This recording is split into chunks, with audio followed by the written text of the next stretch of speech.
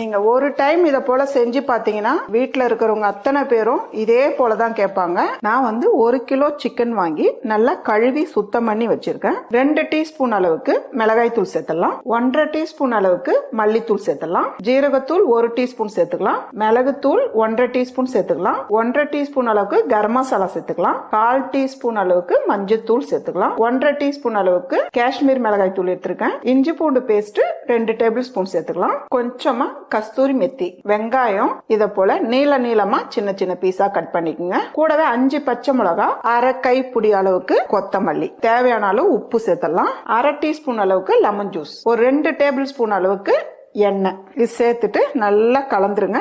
இதெல்லாம் கலந்துட்டு ஒரு 20 நிமிஷத்துக்கு அப்படியே ஊறட்டும். இப்ப பேன் வச்சுக்கலாமா. ஒரு 2 டேபிள் ஸ்பூன் அளவுக்கு எண்ணெய் சேர்த்துடலாம். எண்ணெய் சூடானதும் தேவையான அளவு ஸ்பைசஸ் சேர்த்துக்கலாம். மிளகு நீங்க இஷ்டப்பட்டா வச்சுக்கலாம், இல்லைன்னா விட்டுடலாம். ஒரு 20 நிமிஷம் நல்லா ஊற வச்சிருக்கேன். இப்போ ஒரு பீஸா அப்படியே சேர்த்துருங்க. ஒரு 2 நிமிஷம் மூடி வச்சு கலந்து விடலாம்.